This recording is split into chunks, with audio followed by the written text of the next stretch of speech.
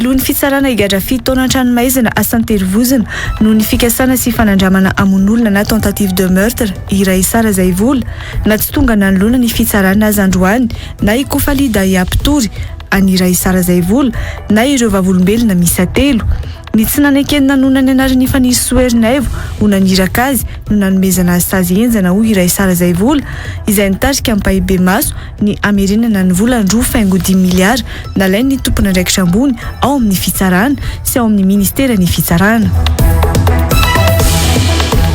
Ny telopolo isanjato ny 5 isanjato vola miditra amin'ny fanjakana malagasy avy amin'ny fitrandrahana Renakibon-tany no mena ny vondrom-bahoaka itsinjara-pahefana ao anatin'ny fehezan-dalàna mifehy ny Renakibon-tany vaovao na ny code minier vaovao.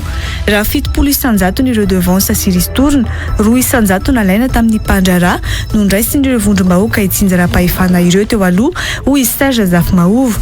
Tsy manaiky an'io fampihenana ny vola tokony hiditra any amin'ny commune iny fotony io ny banky iraisam-pirenena izay mametraka ny fandaniany antenne-miera an'io code minier io ho fepetra moana ny fanohanana teti-bola na ny appui budgétaire zato tapitrisa $, amin'ny volana jona ho avy izao hoy izy Serge Zafmaovo. Tsisy ny valifaty politika raha tonga amin'ny fitantanana ny firenena isitendry Andriana Solonyaiko izay ao anatin'ny tanjona apetraka ankoatra ny fametrahana ny fitsinjara-pahefana raha ny kabary nataony nandritra ny miavatoro tao amin'ny faritany Mahajanga izay nataony tao Ambatoboeny androany ihany koa. Ity toerana ity izay 13 kilometatra lalana ratsy no sady feno vovoka ary nodiavina tao anatin'ny ora 2 ho an'ireo solombavambahoaka izay miaradia amin'ny sitendry Andriana Solonyaiko.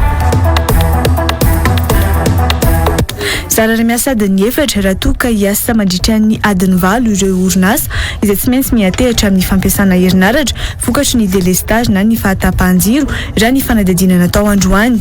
Miditra amin'ny fampiasana groupe izay mampitombo ny fandaniana ihany koa ireo orinasa ireo raha ny nambaran'izy ireo androany vokatry ny délestage izay zara raha misy ora 10 monja ny mandeha ny herinaratra ho hiatran'ireo orinasa nanaovana fanadihadiana.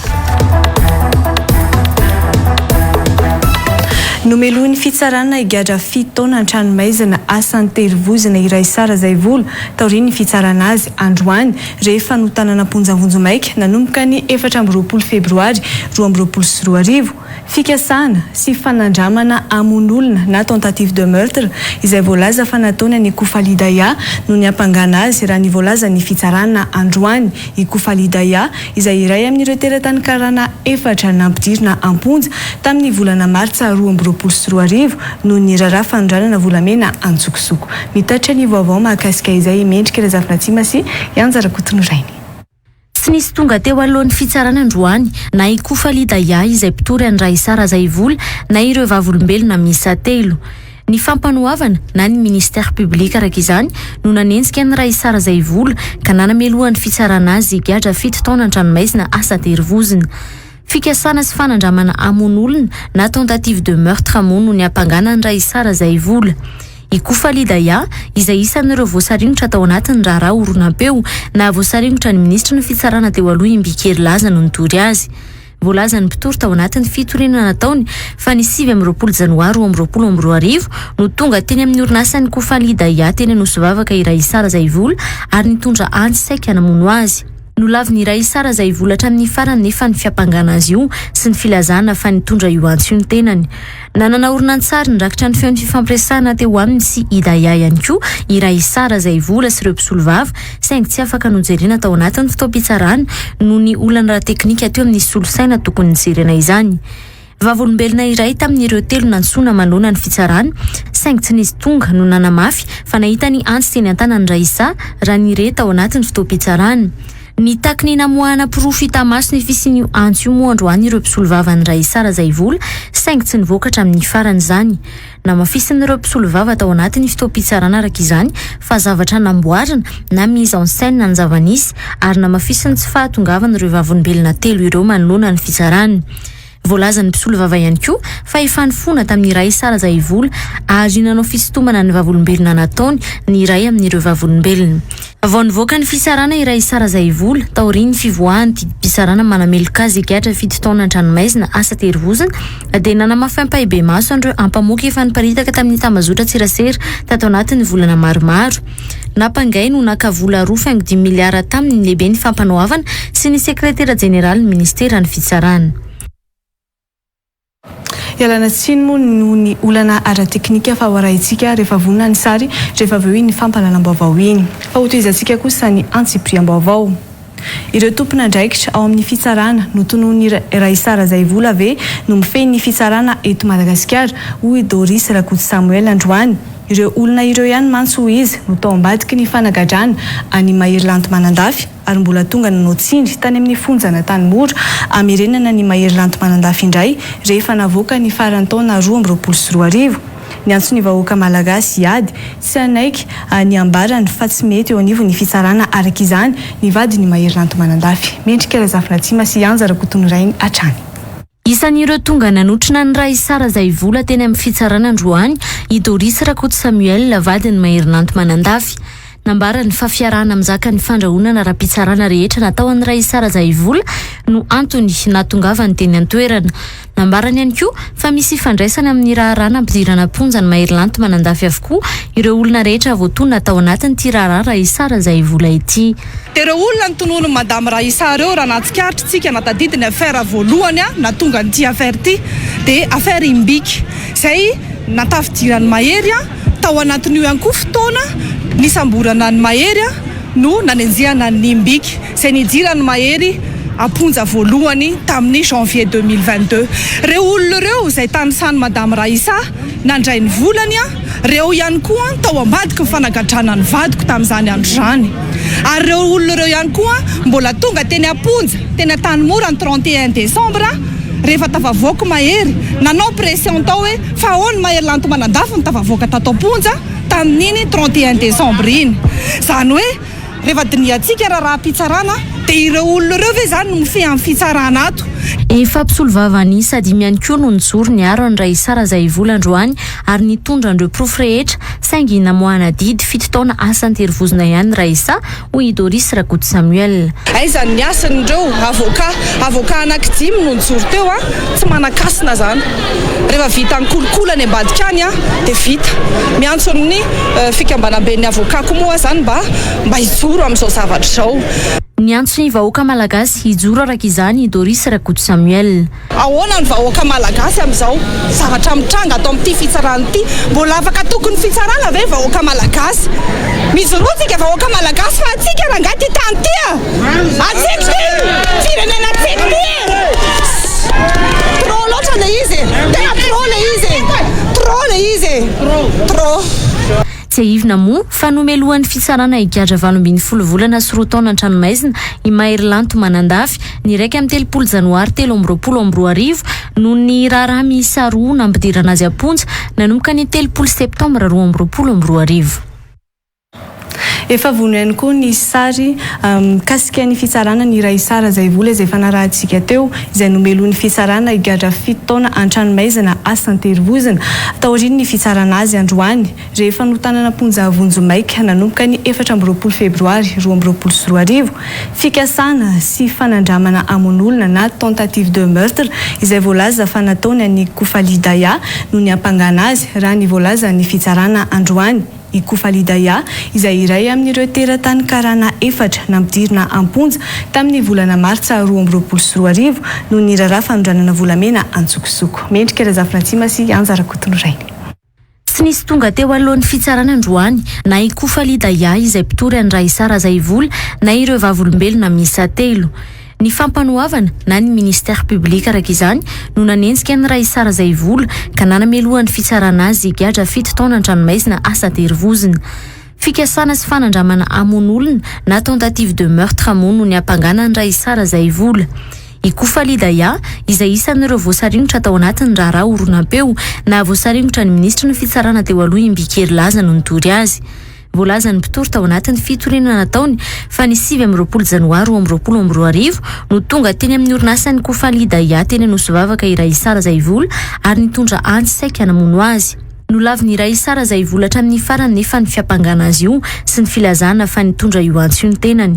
Nanana orinantsary nrakitra ny feon'ny fifampiresahana teo aminy sy Idaya ihany koa i Ray Sara Zaivola sy ireo mpisolo vava saingy tsy afaka nojerena tao anatin'ny fotoam-pitsarana noho ny olana teknika teo amin'ny solosaina tokony nijerena izany. Vavolombelona iray tamin'ireo telo nantsona manoloana ny fitsarana saingy tsy nisy tonga no nanamafy fa nahita ny antsy teny an-tanany Raisa raha nire tao anatin'ny fotoam-pitsarana. Ny takiny namoahana profita maso ny fisin'io antsy io moa androany ireo mpisolo vava ny Ray Sara Zaivola saingy tsy nivokatra amin'ny farany izany. Namafisin'ireo mpisolo vava tao anatin'ny fotoam-pitsarana araka izany fa zavatra namboarina na mise en scène ny zava-nisy ary namafisiny tsy fahatongavana ireo vavolombelona telo ireo manoloana ny fitsarana. Voalaza ny mpisolo vava ihany koa fa efa nifona tamin'ny Ray Sara Zaivola ary nanao fisitomana ny vavolombelona nataony ny iray amin'ireo vavolombelona. Vao nivoaka ny fisarana i Ray Sara Zaivola taorian'ny fivoahany didim-pisarana manameloka azy gatra 7 taona an-tranomaizina asa terivozana dia nanamafy ampahibe maso andreo ampamoaka efa niparitaka tamin'ny tambazotra tsirasera tato anatin'ny volana maromaro. Napangay no nakavola 2.5 miliara tamin'ny lehibe ny fampanoavana sy ny sekretera jeneraly ny ministera ny fitsarana.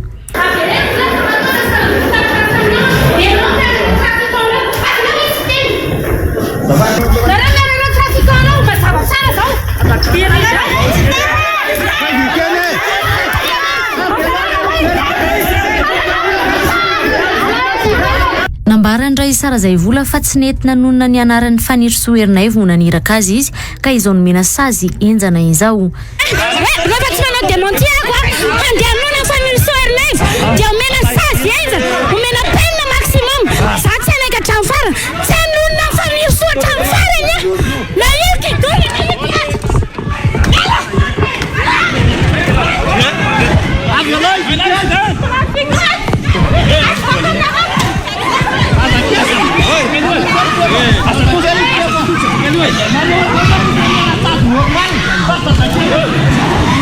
Ny takiny amoahana ny Ray Sara Zaivola avy hatrany raka izany ireo nanaraka azy tao anatin'ny fotoam-pitsarana.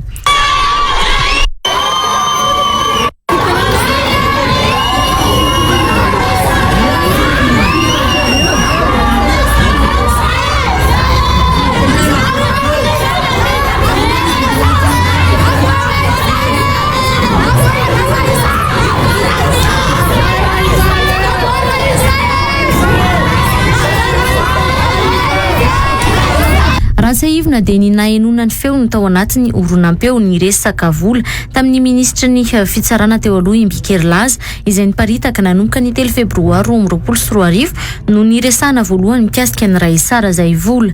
Ny 4 febroary 2024 izy no namoahany polisy fanambarana famitadiavana na ny avis de recherche no ny fitoriana fikasana amono napetraka i Kofalida ya.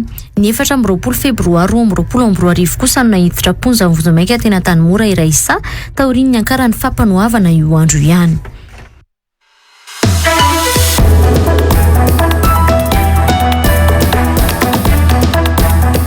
Ovahiny ny fandarana l'invité du jour anio alakamisy fa efatra ny volana May taona 2024 aoriany ny fampahalalam-bavao amin'ny 6 alina eto amin'ny Real TV Madagascar. Andriamatoa Philippe Radzaon, mpamakafaka politique, floa lefitra national ny antoko leader fanilo iresaresaka makasika ny fitantanana eto Madagascar, ny fifidianana sy ny tontolo politique fa eo ihany koa ny lafiny diplomasia. Anasana lawary anaraka izany.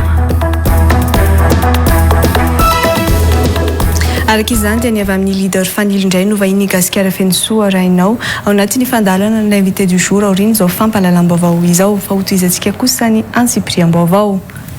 Tao anatin'ny ora roa no nanaovana ny lalana 13 kilometatra miazo any Ambatoboeny izay tena ratsy tanteraka ho an'ny ekipa ny Miavatoro no tariny cité ny Randriana Solinaiko androany. Tsy nahasakana azy ireo ny hafanana be sy ny vovoka vokatry faharatsy ny lalana io. Androany tolakandro no nigadona tao Ambatoboeny ny delegasiona nanantanteraka ny Miavatoro Ambatoboeny. Tao Ambatoboeny ihany koa no nanantanterana ny Miavatoro andia ny fahatelo ho an'ny faritany ny Mahajanga androany taoriany ny tao Amborovy sy Marivoay. Tojo Rabefatra sy Andry Rabesaotra. Tamin'ny roa androany dia efa rakotr'olona ny tao amin'ny espace eucalyptus ambadibohin'ny tapitanàna izay nanantanterahana ny miavatory tany an-toerana ny andry ny fahatongavana ireo solomavim-bahoaka manantanteraka ny miavatory ho an'ny faritany Mahajanga. Tsy nahasakana ireo solomavim-bahoaka tao anatin'izao dian'izy ireo eto amin'ny faritry Boeny izao ny lalan-dratsy 320 kilometatra izay atao ao anatin'ny ora roa mahery. Tsy natao sakana ihany koa ny vovoka sy ny hafanana miampy ny fiampitanabaka noho ny fahapotehan'ny tetezana efa tao anatin'ny taona maro.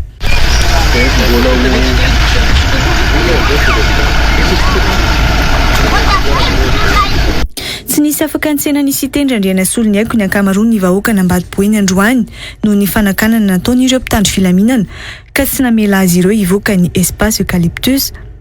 Tao anatin'ny aravona tanteraka nefa no nandraisan'ny mponina ny sitendra Andrianasolo ny aiko izay notoloran'izy ireo voninkazo sy satroka ho mariky ny fanajana hoy ireo vahoaka.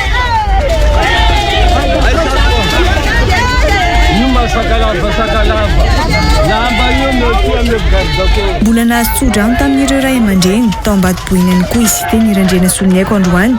Taoriany ny tsodrano izay efa nomeny ny ray aman-dreny an-tanàna tao Amarivoay omaly.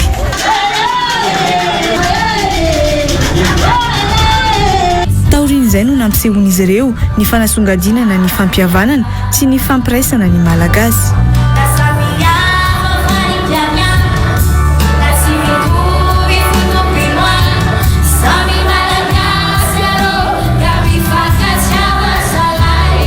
Ambadiboeny no distrika fahatelo no tsy dia ny sitendra Andrianasolo ny aiko sy ny miavatory androany alakamisy 4 May ao anatin'ny fitetezana ny faritany Mahajanga. Hatramin'ny maraina dia efa nahitana mpitandro filaminana manodidina ny toerana manokana nanantanterahana ny hetsiky ny solombavam-bahoaka tao Ambadiboeny io androany. Tsy nisy ny sakana nataon'izy ireo tamin'ny fanantanterahana ny hetsiky saingo fahamelona amin'ny mety sy ny fihoaram-pefy sy ny fitandrona ny filaminana no antony nahatongavan'izy ireo raha ny vaovao azo hatrany. Tsisy ny valifaty politika raha ho tonga eo amin'ny fitantanana ny firenena ny tenany satria manao laharam-pahamehana ny fihavanana ny miavatory hoy sitendra Andrianasolo ny aiko tao Ambadiboeny androany. Io no ohatra tsara sy tanjona petraka ankoatra ny fitsinjaram-pahefana raha ny nambarany. Ankoatra io dia ny antso ny filoham-pirenena mba hijery akaiky ny tsy fandriam-pahalemana iainan'ny vahoaka amin'izao isiteny Andrianasolo ny aiko. Tsy mijery ny vahoaka sy ny marary azy ny mpitondra amin'izao hoy izy raha ny sehatry ny fandriam-pahalemana fa ny miavatory indray no manahirana azy. Tojo Rabefatra sy Andre Rabesotra. Nandritra ny miavatory no nahafantarana fa maro zandary sy miaramila ary polisy eto Madagasikara hoy isiteny Andrianasolo ny aiko androany. Amin'izao mantso izy dia efa omena tampo-karama manokana mihitsy ireo mpitandro filaminana anakanana ny miavatory. Ny olona hoy isiteny Andrianasolo ny aiko no tokony arovana ireo mpitandro filaminana fa tsy ny miavatory no sakanana. Manko ireo polisy sy zandary nandritra izay fotoana izay nipetsapetsaka sy nananasa hinaniky izao nandritra n'ity miavatory ity manomboka mahazo examitery zareo.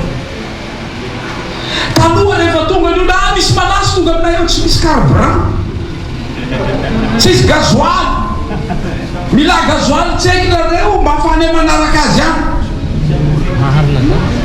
tsy ampy effectifnay mba jereo nareo dina be any rehefa hitanareo ho avy zahay.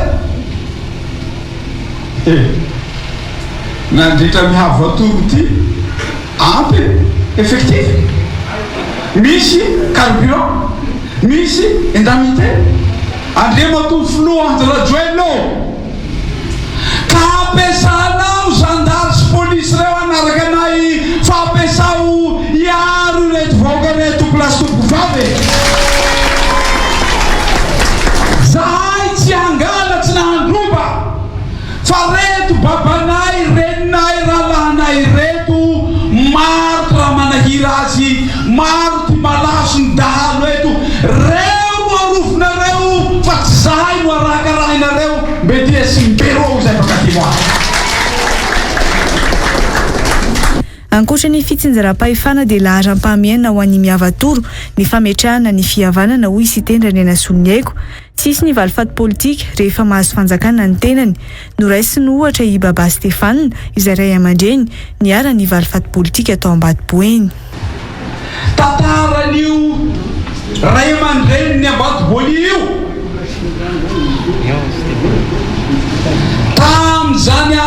dia natao hazalambo izy.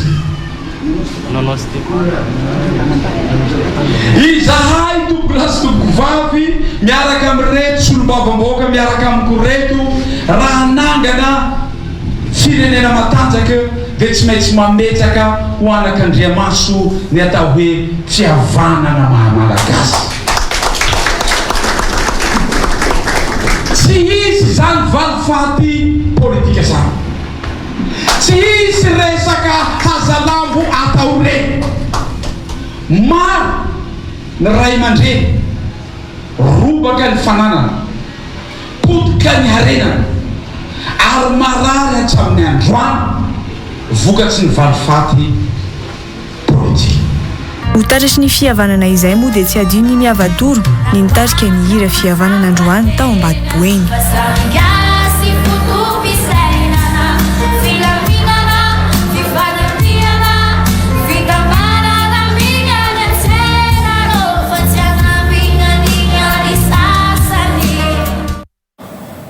Ny antso ny vahoaka nokatra ny maso ny manoloana ny fahasahiranana misy eto amin'ny firenena ny solombavambahoaka tao anatin'ny miavadoro natao tao Ambatoboeny androany.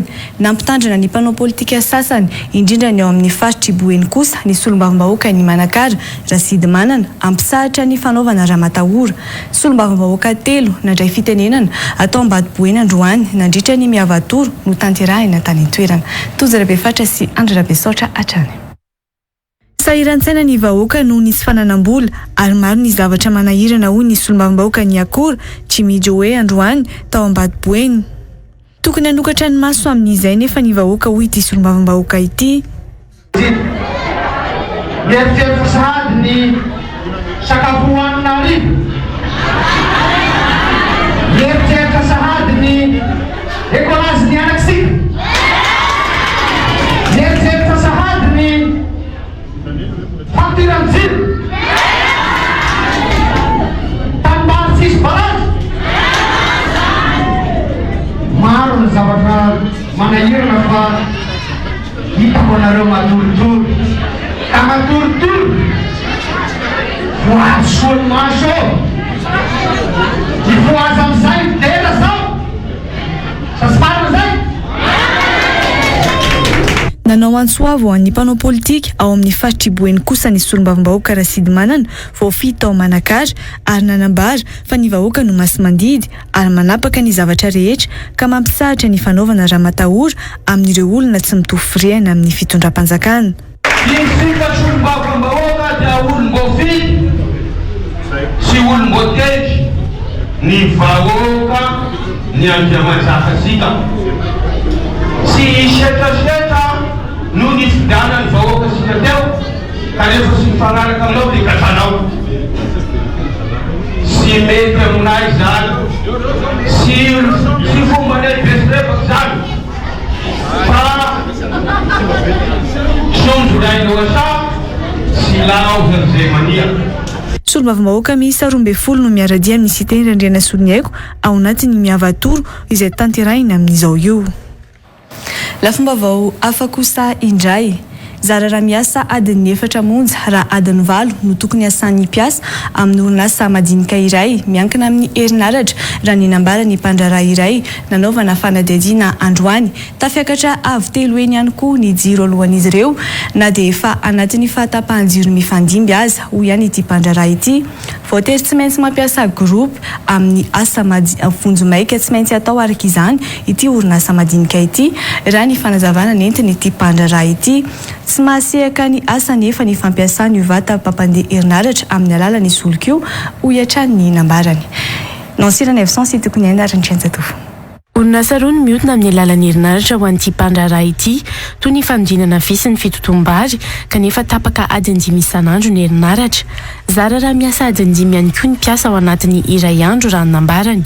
Vokatra izany tsy antsasaky ny vola miditra tony teo aloha akory ny vola miditra amin'izao raha ny nambarany. Indray zany eo anatin'le fitotom-bary misy ao zao voka-bary ny olona zany dia mijanona tampoka io herinaratra io. Dia ataonao ahoana zany alina ve le olona zany mbola hitoto vary ihany nefa ny andro efa maizina zany adiny 5 ihany indray ny miasa le le jiro na adin-drindray ra adiny telo mipiasa nefa ny miasa adiny valo mipiasa tsy azo atao hoe miditra amin'ny fitosasany dia mirava amin'ny 7 arivo fa mipiasa dia adiny valo ihany. Voatery tsy maintsy asiana fandrindrana noho izany ny asa raha ny nomariny ka ny asa vonjomaika no tsy maintsy ampiasana groupe na ny mivata mandefa herinaratra amin'ny alalan'ny solika. Ny fomba igerena azy aloha zao dia ohatra hoe ampifadiana le misy asan'olona maromaro zao dia tsy maintsy ny ray atao le asan'olona dia ohatra hoe sasany manao coupe fotsiny manao coupe miasa amin'ny zavatra tsisy courant zany dia sasany rehefa tonga zany ny courant dia ararotina le fanaovana soudure. Mampiasa groupe mihitsy zay amin'ny zavatra tsotsotra fa ny groupe mazava ho azy fa fitaovana mora simba zavatra vonjomaika ihany zany natao amin'le groupe. Azao varavarana 12 zany zao varavarana toko hoe natsasany zany vita zany mbola hoe eny voampanaovana moa zany. Tamin'ny maraina azy aloha izy zao tapaka dia zao arivo zao izy tsy tapaka aloha mba mahavita nanenjinenjika kely. Niakatra hatrany amin'ny avy telo eny anefa na izany aza ny jiro aloha amin'ny jirama ho an'ity orinasa madinika ity na eo aza ny fahatapahan-jiro. Ny tena manahirana amin'izy ity masy dia izao rehefa niakatra io jirama io dia niakatra avy telo eny ny teo amin'ny ofany zany ny ofan'ny compteur azo tarafintsika mihitsy zany ary hitantsika atao amin'ity facture ity fa teo aloha izany ity mois de juillet ity zao tamin'ny taona lasa dia 159 000 ariary mahery kely eo izy ity plus TVA 20% zany dia amin'ny zao fotoana zao izy lasa 447 000 mahery kely plus TVA zany hoe efa presque 600 000 ariary zany teo aloha zany eo amin'ny 200 000 ariary eo dia zao izy zany presque 600 000 ariary zany no ofan'ny compteur fotsiny dia zany hoe na miasa ianao na tsy miasa zany dia tsy maintsy mandoa an'izay zay zany ny tena olana aminy. Namafy moa nisy olom-bavam-boaka sy tany izy lasy Randrenarsoa fa tokony asa ilaza marina mahakasika ny olona ny herinaratra io fanjakana. Asa mifandribolibe fa tena azalitrano ohatran'io malagasy aza manarota ny fahatsoran'olona nareo satria dahady efatra zao isan'andro ve mitapaka ampahendreny ana tsy manenjika anareo amin'ny fitonana sy ny tany fa rehefa tsy vitanareo l izy tsy jiro ihany ankefa rehetrarehetra en général efa kanserangizy ty efa tsy sitratsony. Mbola miroso anatin'ny fahatapahan-jiro mifandimbo moa amin'izao ny jirama vokatry ny tsy fahampiany solika. Teratany malagasy iray saika anondrana volamena milanja 2,7 kilao antsokosoko no tratra ny piasa ny fahatserana natao amin'ny seranam-piaramanidina tao Nosbe ny sabotsy 20 aprily lasa teo. Nasitry ny teratany malagasy ity tany anaty finday sy poketra ireo volamena ireo araka ny fampahafantarana natao ny fahatseranana. Nambarany ity vehivavy ity nandritra ny fanadihadiana azy fa saika aondrana ny Dubai ireo volamena nentiny ireo.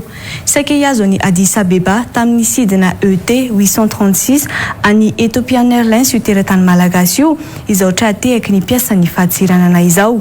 Nampiaiay ireo piasan'ny fahatseranana ny fihetsika ity vehivavy ity araka ny fampahafantarana ka antony na tonga ny famerenana ny fisavana azy teo amin'ny efitrano fianganana. Efa natao bolongana ireo volamena ireo izay efa niisa efatra raha atambatra. Tamin'ny finday roa no hita ny ampahany voalohany raha tokana feno natao anaty poketra miaraka tamin'ny finosana mainty kosa ny bolongana volamena roa hafa.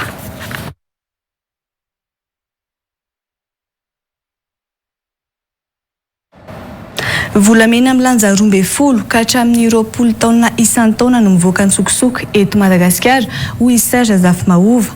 Safira avy eto Madagasikara ihany koa hoy izy no mameno ny 700 ny tsena iraisam-pirenena.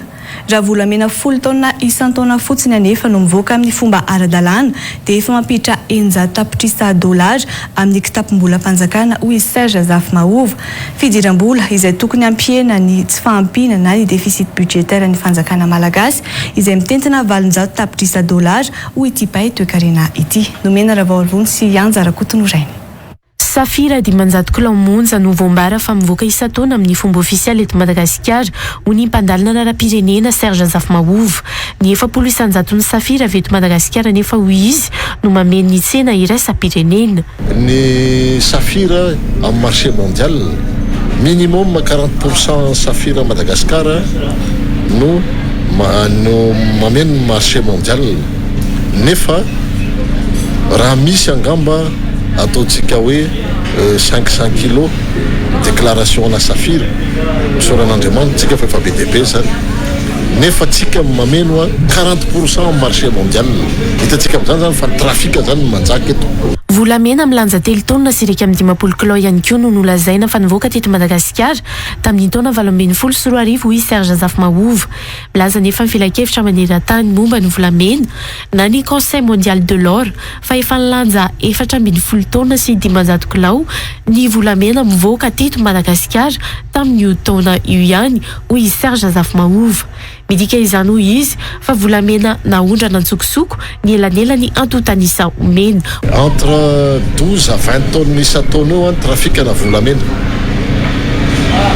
makalivela zany raha raisitsika fotsiny ame anao ohatra tamin'ny taona 2014 3 tonnes 51 kilo volamena naondratsika officiel avy eto Madagasikara 3 tonnes 51 kilo d'accord nefa rehefa mijery anao ny Conseil mondial de l'or io zany ny karazana hoe fohy be mpanaraka ny resaka volamena eran'izao tontolo zao Conseil mondial de l'or ozy ny Conseil mondial de l'or hoe 14 tonnes 500 kilo mivoaka teto Madagasikara zay le izy hitatsika am'zany fa misy différence agoavana be tokony ampiditra 100 tapitrisa dollara amin'ny kitapom-bolam-panjakana nefa raha ny 10 taona fotsiny amin'ireo volamena ondrana antsokosoko isan-taona ireo hoy Serge Azafimahova. Raha ohatra fotsiny zany hoe 10 tonnes officiellement zany exportetsika manome zany à peu près recette na 600 millions de dollars eo amin'ny 800 millions de dollars eo ny gap budgétaire tika le gap budgétaire zany déficit budgétaire eo amin'ny 800 millions de dollars ny déficit budget ny tsy fampin'ny budget tsika zany amin'ny ankapobeny asa raha azonareo an-tsaina fa raha 10 tonnes zany ny volamena ondratsika dia efa 600 millions de dollars zany zany hoe kely zany sisa ny gap budgétaire atsika donc misy enjeu lehibe tokoa zany na renakibontany marina fa 100 tapitrisa dollara ny fanampiana fanohanana teti-bolana aby budgétaire andrasan'ny Madagasikara amin'ny banky iraisam-pirenena amin'ny volananjona ho avy izao. Ny ena oray faingo 500 ny vola miditra amin'ny fanjakana amin'ny fitrandrana Renakibontany 6 no omena n'ireo vondrom-bahoaka itsinjaram-pahefana ao anatin'ny fehezan-dalàna na ny code minier vaovao raha ray faingo 100 io vola miditra tamin'ny commune na eny fotony io teo aloha hoy ny mpandalina raram-pirenena Serge Azafimahova. Tsy manaiky an'io fanapahan-kevitra io izy ny mpamatsy vola toy ny banky iraisam-pirenena sy ireo orinasa vaventy misehatra amin'ny Renakibontany.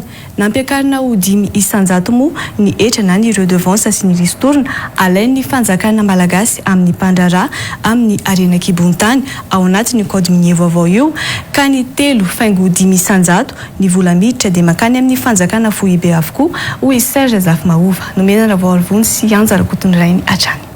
Ny 700 ny vola miditra amin'ny fanjakana malagasy avy amin'ny fitrandrana Renakibontany no omena ny vondrom-bahoaka itsinjaram-pahefana ao anatin'ny lalana mifeny Renakibontany miatra amin'izao hoy Serge Azafimahova.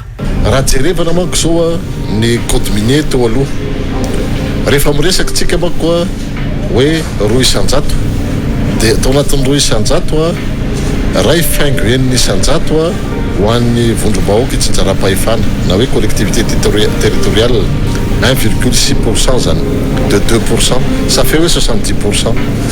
Ho an'ny organe rattaché ao anatin'ny aty amin'ny fanjakana 0,4% zany hoe 30%. Zay zany le pourcentage zany hoe 70% zany ho an'ny collectivité territoriale ny redevance sy ristourna io resahantsika io hoe 70% zany ho an'ny collectivité territoriale dia 30% ho an'ny organe rattaché.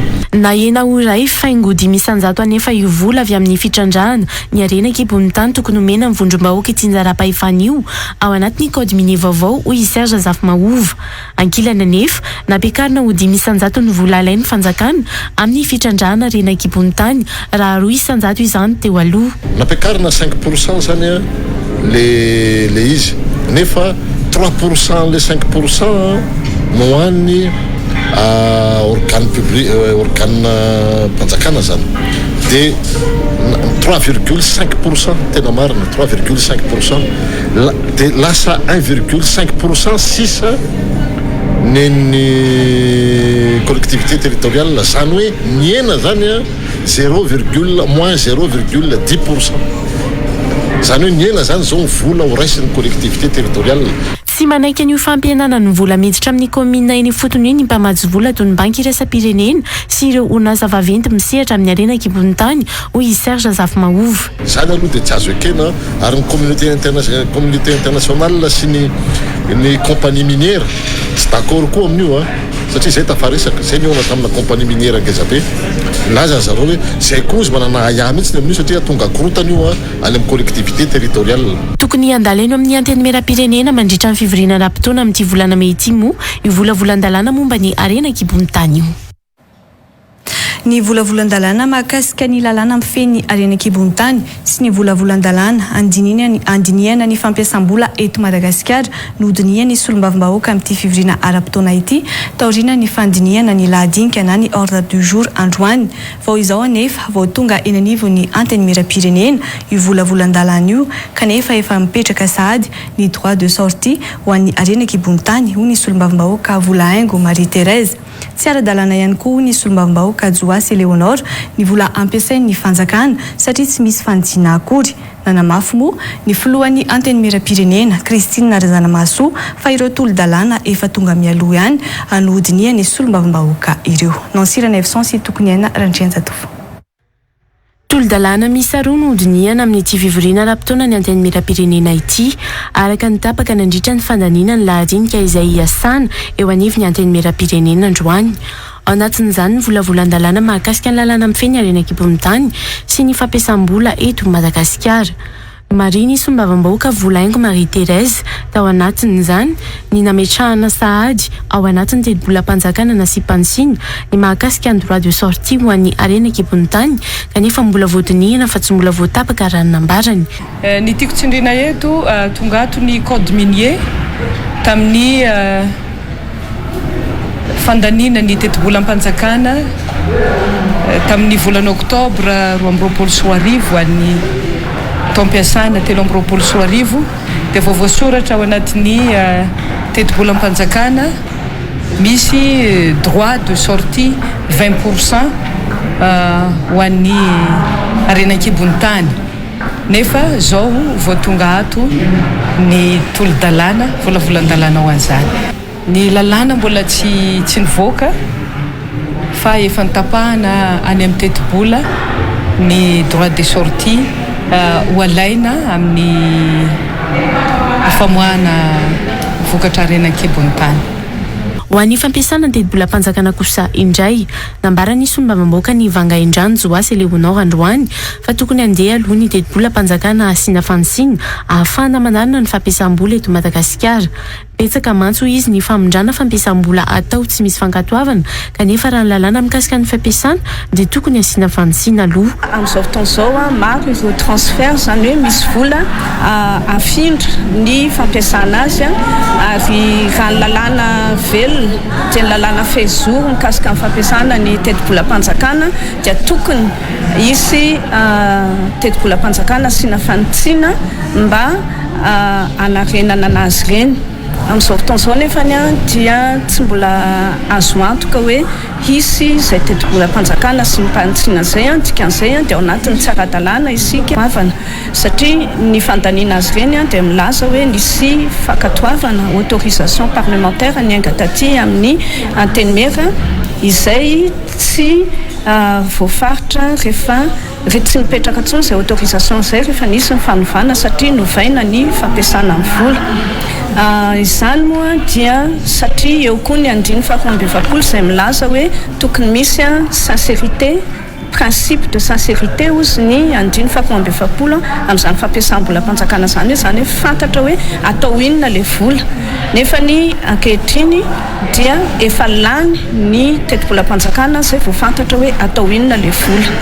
Nambaran'ny filohan'ny antenimieram-pirenena kosa tao anatin'ny fandaniana lahajinkana ny ordre du jour mandritra ny fivoriana ara-potoana ny antenimieram-pirenena fa lahajinika efa tonga mialoha teny anivon'ny antenimieram-pirenena ireo volavolan-dalàna hodin'ny solombavam-baoaka ireo.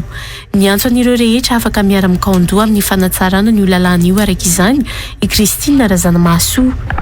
Tonga dia volavolan-dalàna avy any amin'ny fahefanam-panatanteraka tonga anisan'ny tonga voalohany teto amin'ny birao ny antenimieram-pirenena ka zay volavolan-dalàna tonga ny anay dia tonga dia aroso ny fandaniana sy ny fampandaniana azy.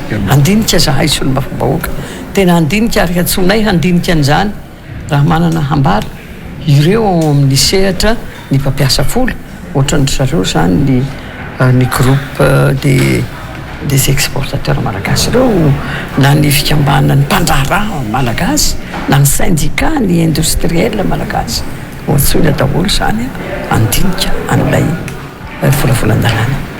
Solombavam-bahoaka misa 3 moa no tonga nanao ny fandaniana ireo lahajinika ao atao mandritra ny fivoriana ara-potoana ny solombavam-bahoaka ity androany. Ekipa 12 no ifanandrina amin'ny baolina kitra ary 10 ho an'ny basketball no hiatrika ny lalao tournoi intermédiat izay tafiditra ao anatin'ny fankalazana ny andro maneran-tany ho an'ny fahalalahany asa fanaovan-gazety izay ho tanterainy etsy amin'ny kianjan'ny Bariamamasina ny 9 Mey ho avy izao. Manomboka amin'ny 7 ora maraina ny lalao ary hofaranana amin'ny 10 ora hariva. Hiavaka ny fionana satria dia iona amin'ny mpanao politika ihany koa ireo mpanao gazety ara-panatanjahantena amin'ny fotoana io raha ny nambara ny mpikarakara. Ireo orinasa fanaovan-gazety no mandray anjara ao anatin'ny lalao raha toa ka anokatra ny lalao baolina kitra ny fikambanan'ny vehivavy mpanao gazety. Mitatra ny vaovao mahakasika izay metrika Razafina Tsima sy anjara kotono ray. Motsinjaraina ho vondrona fito ireo andray anjara amin'ny lalao baolina kitra ho an'ny tournoi intermédiat izay ho tanterana eo amin'ny kianjan'ny Bariamamasina ny sabotsy 9 Mey ho avy izao. Ahitana ny ekipa misa 4 avy amin'ny vondrona ireo. Ho an'ny Real TV Madagascar ao anatin'ny vondrona G no misy azy izay miaraka amin'ny radio Voix de la Sagesse, ny télévision TNTV ary ny vondrona Record. Orinasa fanaovan-gazety mivondrona ao anatin'ny ekipa misa 12 no mandray anjara amin'ny lalao baolina kitra io. Ekipa 10 izay hizara vondrona 3 kosa no ifanandrina ao amin'ny taranja basketball. Vondrona A ahitana ny ekipa 4 raha toa ka 3 avy eo amin'ny vondrona B sy C. Ici ihany koa ny match de gala iarana amin'ireo ekipa hafa anjara hoy ny mpikarakara. Ao anatin'izao koa dia misy ny lalao gala izay andraisan'ny journaliste basketteuse anjara izay manana mpifanandrana aminy izy amin'ny taranja basket. Eo koa ny foot izay andraisan'ny vehivavy journaliste izay manana mpanao baolina koa vehivavy journaliste ary indrindra ny JSM sy ny mpanao politika. I mpanao politika tena tsy hanavahana nizaniza efa manao organisation ngeza dia ngeza mihitsy ry zareo any ary vonona ny lalao iaraka amin'ny JSM amin'ny sabotsy avy izao raika ambin'ny folo ny zareo G11 fa ny intermédiaire ny foot 7.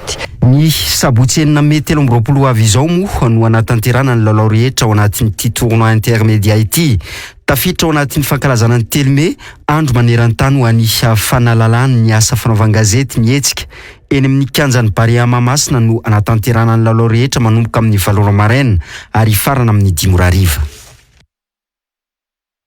Hiditra amin'ny pejy tokoa kosa resika.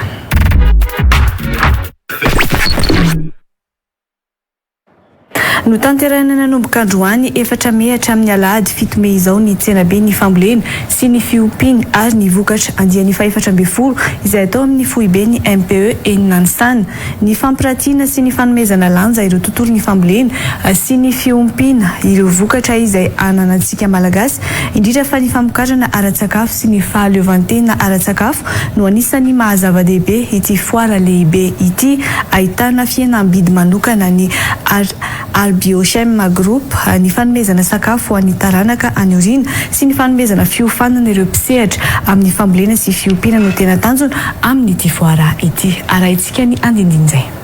Efa nandritra ny fotoana maro hatramin'ny nisian'ny FEPA no nanaovan'ny RPHM ny fanohanana ofisialy ny FEPA satria no ny famokaran'izy ireo ny vokatry ny fambolena sy ny fiompiana izay anisan'ny asa fototra iorenan'ny orinasa satria ny orinasa RPHM dia miompana bebe kokoa amin'ny famokarana ny vokatry ny biby toy ny akoho ny panatody lava ny kisoa ary ny akofaka nanofo amin'ny alalan'ny orinasa activo izay hita ao anatiny any. Ho anay ao anaty vondron'ny orinasa RPHM dia manana tanjona iray fototra izahay dia ny fanomezana sakafo ny taranaka ao any afara, izany hoe manome sakafo amin'ny alalan'ny fanaovana fanomezana lanja ny protéine, famokarana akoho, ny famokarana hena, famokarana atody ary te hivohy sy ampianatra izay mission anay izay hoe manana isika malagasy manana asa, manana fahavitantena ara-protéine, ara-tsakafo.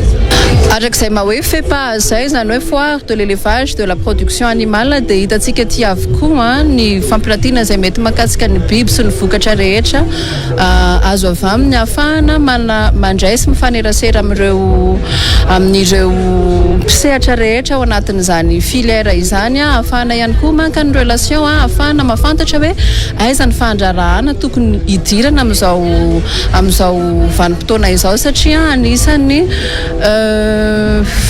fandrarahana vidim-panao kanefa zavatra tokony ho fototra mihitsy ny resaka fandrarana eo anivony hoe famokarana ara-tsakafo izany satria miamitombo ny mponina eto Madagasikara dia anjara didy amanandraikitra isika zany manome ale sakafo hoan'ny malagasy dia izay no tena lanja sy hery manosika ny mpampiranty tonga amin'izao foara izao. Manambahiny sampana fampalalam-baovao amin'izao alina izao zareo avy amin'ny ESM miaraba ny PDG Patry. Miarabanao Mikaela dia miarabantsika ny tokantrano ihany koa izay manaraka ny fampalalam-baovao amin'izao hariva izao.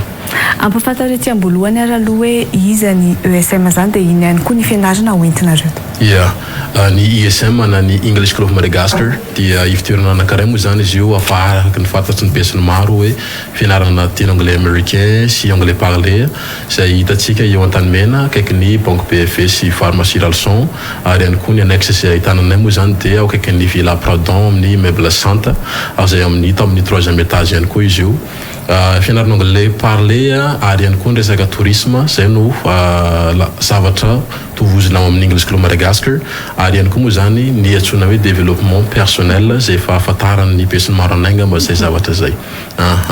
Dia eto koa moa zany tsara ny manamarika aloha satria matoa moa zany za tonga eto za moa zany dia solotenany ihany amin'ny ekipany amin'ny English Club Madagascar fa ny antony atongavana eto moa zany dia ampafantatra antsika foana ny tokantrano izay miantso lava miantso foana hoe rovina ilay fidirana manaraka mbola mandeha ny inscription mbola mandeha ny inscription amin'izao fotoana zao satria amin'ny 8 mai ho avy izao zao ny fidirana manaraka amin'ny herinandro io zany latsinainy dia mbola mandeha mbola misokatra ny fisoratana anarana izay ao an-tanimena nanaovanao an'izay dia ny barao misokatra foana moa zany manomboka mivalika hatramin'ny 10 arivo izay manomboka amin'ny latsinainy hatramin'ny sabotsy izay fa ny sabotsy kosa dia ny tolakandro no midiny barao.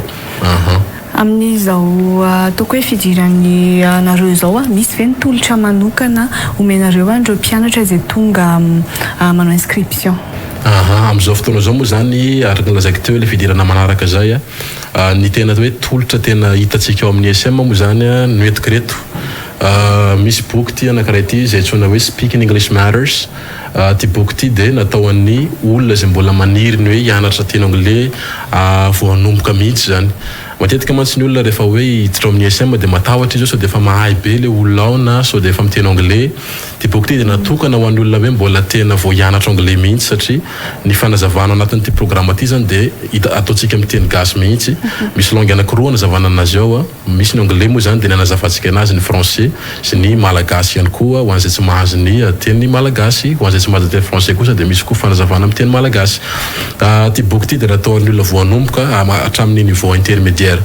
Aty zany dia 85% les cours de pratique ary eto tsara ny manamarika fa efa mpianatra fa mahery ny 7 arivo zao no nampianarina tamin'ity programma ty ary nahitana vokatsoa zay zavatra zay satria araka nylazaiko tamboalohany teo hoe ny cours ao dia mifantoka bebe kokoa zany amina pratika fa tsy manoratra be zany nefa tsy midika hoe tsy hanoratra mihitsy zay mahatonga antsika mampiasa nyty programma ty zay antsoina hoe Speaking English Matters ary ao ihany koa moa zany ny famolavolana antsoina hoe resaka accent américain ao zany dia efa hoe satria ny accent dia anisan'ny zavatra tena mampiavaka ny English Club Madagascar raha hoe mbola hivitoerana fianarana teny anglisy eto Antananarivo dia vita zay satria 2 mois faretan'ity programma ty zany vita zay 2 mois voalohany zay dia efa manana niveau intermédiaire zany le mpianatra zao efa mavita mi-s'exprimer tsara izy efa mi-comprendre tsara ihany koa mahazo tsara rehefa mihain'olona miteny avec accent avec qualité za zavatra zay ohatra fotsiny zao tsotra hoe raha miteny anglais zany misy ny olona mieritreritra hoe sarotra foana zany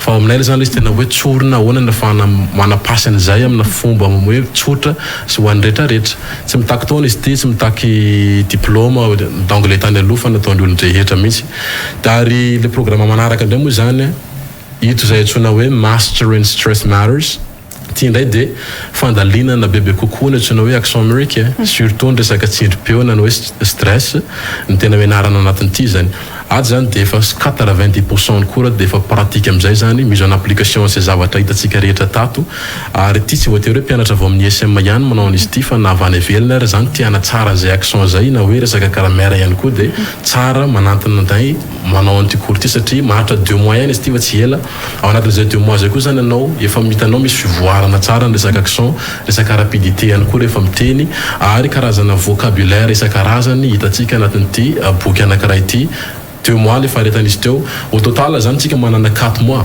afahana mafy tsara ny anglais américain parler avec écrit koa satria iny fois tsika mavita an'ity zavatra ty dia efa presque haitsika daholo koa zany teknika rehetra fanoratana ny ankoatran'izay moa zany misy ny anglais anakizikely zay isaka sabotsy sy alarobia izy io dia ny cours particulier ihany koa ny particulier moa zany na zay manantana anareo na nareo no manantana anay miankina an'le contrat ataontsika foana io ary ny cours amin'ny société zay dia misokatra tsara amin'izay offre zay dia ny farany angamba ny hoe resaka tourisme ihany koa dia mbola misy an'izay fampianarana zay fa natao any olona efa mahay anglais le izy satria le cours zany efa tena hoe anglais tanteraka na ny fanazavana na ny programme anatin'le boky zay ho ampiasaina tsy voatonao tetika moa zany le boky resaka mahakasika ny tourisme fa misy maromaro izao en anglais daholo zay fanazavana amin'izay zavatra rehetra zay ka ho an'izay lina zany dia afaka mbola miasa larana eo amin'ny fahita lavitra tsika na miditra ihany koa amin'ny page Facebook English Club Madagascar _Antanimena na koa hoe English Club Madagascar -ISM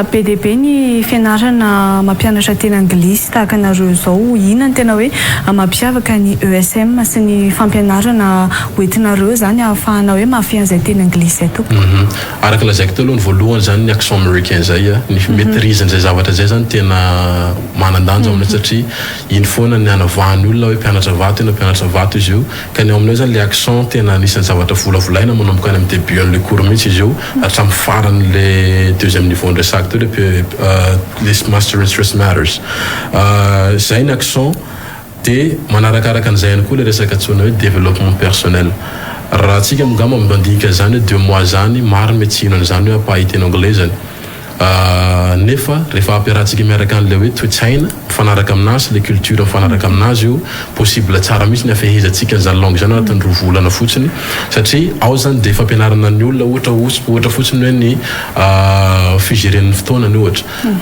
ny fifehezantena ny ohatra movy mifanaraka amin'le tanjona petrany zay fifehezantena zay zay discipline zay sy le tanjona petrany ary ihany koa movy mifanaraka an'izay tanjona zay koa le fahazarana ataoko isan'andro ary ihany koa le antsoina hoe mindset le mentalité zay hoentiko ao satria rehefa ile olona zany ny fa tonga ao dia ampifantarina anazy ny valeur andreo zavatra anakefatra ny tany saiko reo ka reo dia anisany hoe mibooster an'le résultat n'le mpianatra zany ao anatin'ny 2 mois ary izy lasa motivé kokoa zany na olona tsy tia anglais zany tonga ao lasa hoe mankafy an'le izy ho azy rehefa tafiditra amin'ny English Club Madagascar tafitrahany koa ny fotoanantsika monsieur le PDG tamin'ity alina ity ankasitrahany nao ny vahiny teto amin'ny fampalalam-baovao mangasiraka toka